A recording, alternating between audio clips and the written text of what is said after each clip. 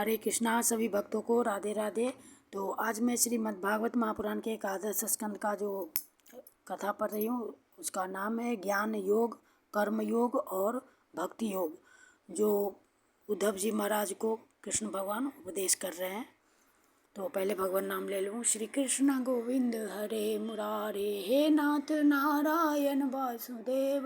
श्री कृष्ण गोविंद हरे मुरारे, हे नाथ नारायण वासुदेव। हरे कृष्णा कृष्ण कृष्ण हरे हरे, हरे राम राम राम हरे हरे, हरे कृष्णा कृष्ण कृष्ण हरे हरे, हरे राम राम राम हरे हरे। कृष्णाय वासुदेवाय हरे परमात्मने प्रणत क्लेशनाशाय गोविंदाय नमो नमः। बोलिए श्री कृष्ण कन्हैया लाल की जय, सद्गुरुदेव भगवान की जय। ओम गुरुवे नमः, गणपति नमः, सरस्वती नमः, लक्ष्मी नमः। बोलिए श्रीमद् भागवत भगवान की जय, श्री द्वारिकाधीश की जय। श्री हरि बोल हरि बोल हरि बोल। कृष्णार्पणम।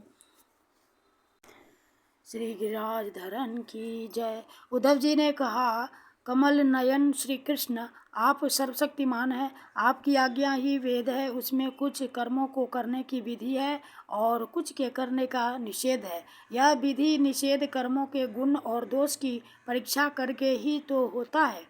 वर्णाश्रम भेद, प्रतिलोम और अनुलोम रूप वर्ण संकर कर्मों के उपयुक्त और अनुपयुक्त द्रव्य, देश, आयु और काल तथा स्वर्ग और नरक के भेदों का बोध भी वेदों से ही होता है। इसमें संदेह नहीं कि आपकी वाणी ही वेद है, परंतु उसमें विधि निषेध ही तो भरा पड़ा है।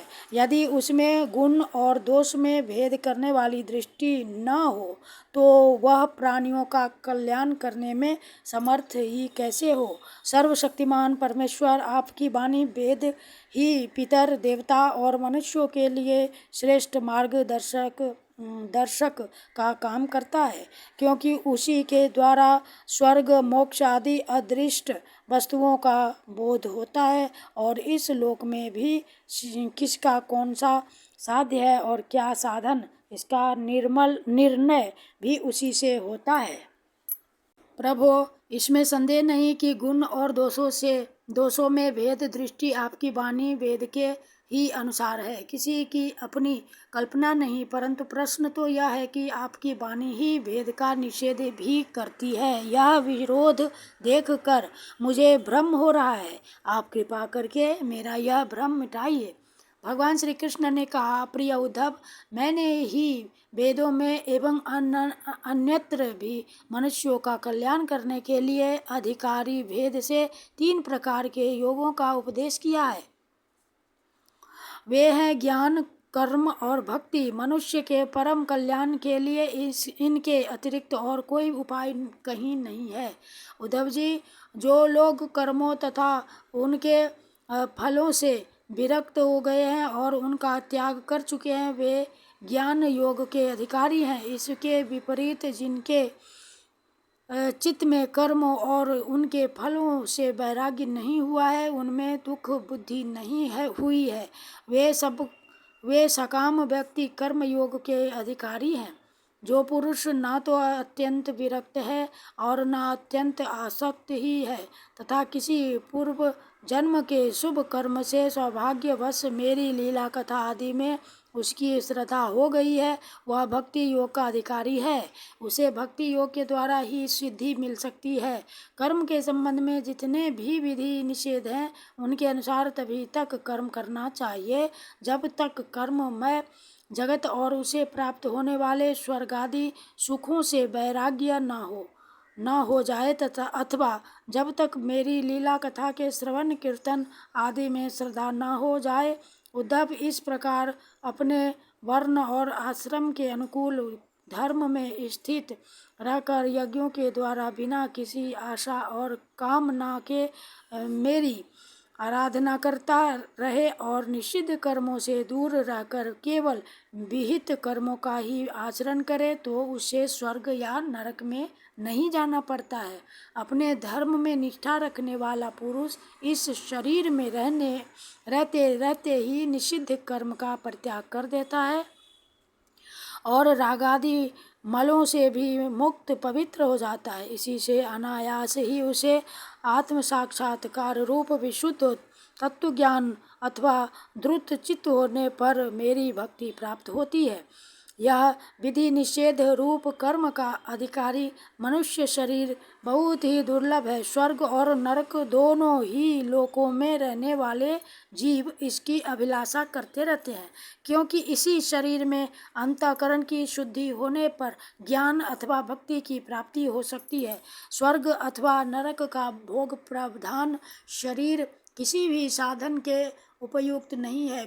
बुद्धिमान पुरुष को न तो स्वर्ग की अभिलाषा करनी चाहिए और न नरक की ही, और तो क्या इस मनुष्य शरीर की भी कामना न करनी चाहिए, क्योंकि किसी भी शरीर में गुण बुद्धि और अभिमान हो जाने से अपने वास्तविक स्वरूप की प्राप्ति के साधन में प्रमाद होने लगता है। यद्यपि यह मनुष्य शरीर है तो मृत्युग्रस्त ही, परंतु इसके द्वारा परमार्थ की सत्य वस्तु की प्राप्ति हो सकती है। बुद्धिमान पुरुष को चाहिए कि यह बात जानकर मृत्यु होने के पूर्व ही सावधान होकर ऐसी साधना कर ले जिससे वह जन्म मृत्यु के चक्कर से सदा के लिए छूट जाए, मुक्त हो जाए। यह शरीर एक वृक्ष है, इसमें घोंसला बनाकर जीव रूप पक्षी निवास करता है। इसे यमराज के दूत प्रतिक्षण काट रहे हैं। जैसे पक्षी कटते हुए वृक्ष को छोड़कर उड़ जाता है, वैसे ही अनासक्त जीव भी इस शरीर को छोड़कर मोक्ष का भागी बन जाता है, परंतु आसक्त जीव दुख ही भोगता रहता है। प्रिय उद्धव, ये दिन और रात क्षण क्षण में शरीर की आयु को क्षीण कर रहे हैं। यह जानकर जो भय से कांप उठता है वह व्यक्ति इसमें आसक्ति छोड़कर परम तत्व का ज्ञान प्राप्त कर लेता है और फिर इसके जीवन मरण से निरपेक्ष होकर अपने आत्मा में ही शांत हो जाता है। यह मनुष्य शरीर समस्त शुभ फलों की प्राप्ति का मूल है और अत्यंत दुर्लभ होने पर भी अनायास सुलभ हो गया है। इस संसार सागर से पार कर जाने के लिए यह एक सुदृढ़ नौका है। शरण ग्रहण मात्र से ही गुरुदेव इसके केवट बनकर पतवार का संचालन करने लगते हैं और स्मरण मात्र से ही मैं अनुकूल वायु के रूप में इसे लक्ष्य की ओर बढ़ाने लगता हूँ। इतनी सुविधा होने पर भी जो इस शरीर के द्वारा संसार सागर से पार नहीं हो जाता, वह तो अपने हाथों अपने आत्मा का हनन अधःपतन कर रहा है। प्रिय उद्धव, जब पुरुष दोष दर्शन के कारण कर्मों से उद्विग्न और विरक्त हो जाए, तब जितेंद्रिय होकर वह योग में स्थित हो जाए और अभ्यास आत्मानुसंधान के द्वारा अपना मन मुझ परमात्मा में निश्चल रूप से धारण करे।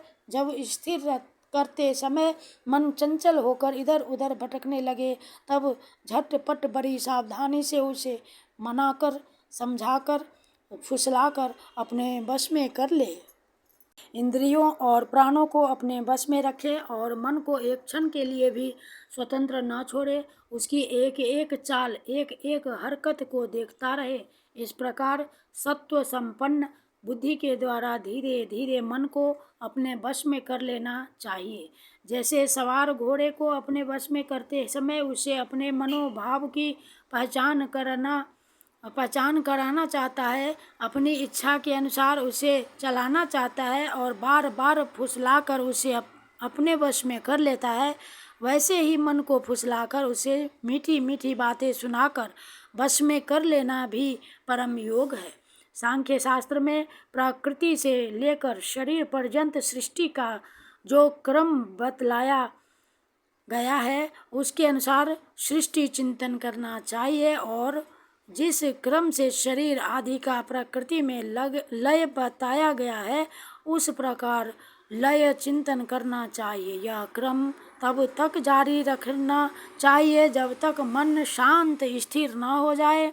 जो पुरुष संसार से विरक्त हो गया है और जिसे संसार के पदार्थों में दुख बुद्धि हो गई है, वह अपने गुरुजनों के उपदेश को भली भांति समझकर बार बार अपने स्वरूप के ही चिंतन में संलग्न रहता है। इस अभ्यास से बहुत शीघ्र ही उसका मन अपनी वह चंचलता जो अनात्मा शरीर आदि में आत्मा बुद्धि करने से हुई है छोड़ देता है। यम नियम आसन प्राणायाम प्रत्याहार धारणा ध्यान समाधि आदि योग मार्गों से वस्तु तत्व का निरीक्षण परीक्षण करने वाली आत्म विद्या से तथा मेरी प्रतिमा की उपासना से अर्थात कर्मयोग ज्ञान योग और भक्ति योग से मन परमात्मा का चिंतन करने लगता है और कोई उपाय नहीं है। उद्धव जी, वैसे तो योगी भक्त कभी कोई निंदित कर्म करता ही नहीं है, परंतु यदि कभी उससे प्रमादवश कोई अपराध बन जाए तो योग के द्वारा ही उस पाप को जला डाले। कृच्छ्र चंद्रायण आदि दूसरे प्रायश्चित कभी न करे। अपने अपने अधिकार में जो निष्ठा है वही गुण कहा गया है। इस गुण दोष और विधि निषेध के विधान से यही तात्पर्य निकलता है कि किसी प्रकार विषयासक्ति का परित्याग हो जाए, क्योंकि कर्म तो जन्म से ही अशुद्ध है, अनर्थ के मूल है। शास्त्र का तात्पर्य उनका नियंत्रण नियम ही है। जहाँ तक हो सके प्रकृति का संकोच ही करना चाहिए। जो साधक समस्त कर्मों से विरक्त हो गया हो, उनमें दुख बुद्धि रखता हो, मेरी लीला कथा के प्रति श्रद्धालु हो और यह भी जानता हो कि सभी भोग और भोग वासनाएं दुख रूप है, किंतु इतना सब जानकर भी जो उनके परित्याग में समर्थ न हो, उसे चाहिए कि उन लोगों भोगों को तो भोग ले, परंतु उन्हें सच्चे हृदय से दुखजनक समझे और मन ही मन उनकी निंदा करे तथा उसे अपना दुर्भाग्य ही समझे। साथ ही इस दुविधा की स्थिति से छुटकारा पाने के लिए श्रद्धा, दृढ़ निश्चय और प्रेम से मेरा भजन करे।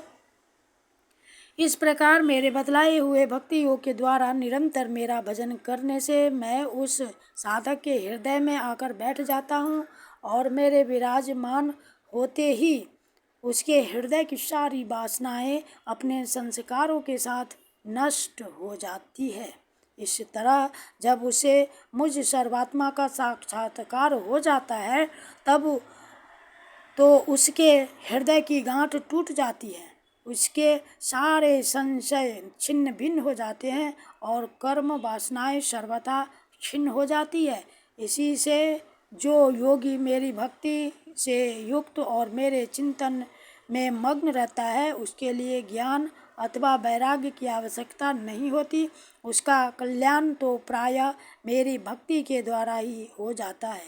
कर्म तपस्या ज्ञान वैराग्य योगाभ्यास दान धर्म और दूसरे कल्याण साधनों से जो कुछ स्वर्ग अपवर्ग मेरा परम धाम अथवा कोई भी वस्तु प्राप्त होती है, वह सब मेरा भक्त मेरे भक्ति योग के प्रभाव से ही यदि चाहे तो अनायास प्राप्त कर लेता है। मेरे अनन्य प्रेमी एवं धैर्यवान साधु भक्त स्वयं तो कुछ चाहते ही नहीं। यदि मैं उन्हें देना चाहता हूँ और देता भी हूँ तो भी दूसरी वस्तुओं की तो बात ही क्या, वे कैवल्य मोक्ष भी नहीं लेना चाहते। उद्धव जी, सबसे श्रेष्ठ एवं महान निःश्रेयस यानी परम कल्याण तो निरपेक्षता का ही दूसरा नाम है। इसलिए जो निष्काम और निरपेक्ष होता है उसी को मेरी भक्ति प्राप्त होती है। मेरे अनन्य प्रेमी भक्तों का और उन समदर्शी महात्माओं का जो बुद्धि से अतीत परम तत्व को प्राप्त हो चुके हैं, इन विधि और निषेध से होने वाले पुण्य और पाप से कोई संबंध ही नहीं होता। इस प्रकार जो लोग मेरे बतलाए हुए इन ज्ञान भक्ति और कर्म मार्गों का आश्रय लेते हैं वे मेरे परम कल्याण स्वरूप धाम को प्राप्त होते हैं, क्योंकि वे परब्रह्म तत्व को जान लेते हैं। इति श्रीमद्भगवते महापुराणे परमहंस्याम संहितायाम् एकादशम स्कंधे विंशो अध्यायः। श्री कृष्ण अर्पणम्। हरे कृष्ण कृष्ण कृष्ण हरे हरे, हरे राम राम राम हरे हरे, हरे कृष्ण कृष्ण कृष्ण हरे हरे, हरे राम राम राम हरे हरे, हरे कृष्ण कृष्ण कृष्ण हरे हरे, हरे राम राम राम हरे हरे। कृष्णाय वासुदेवाय हरे परमात्मने प्रणतक्लेशनाशाय गोविंदाय नमो नमः। हे कृष्ण करुणा सिंधु दीन बंधु जगतपते गोपेश गोपिका कांत राधा कांत नमस्तुते। श्री कृष्णार्पणम। बोलिए श्रीमद्भागवत भगवान की जय। जय श्री राधे, जय जय श्री राधे, जय जय श्री राधे श्याम।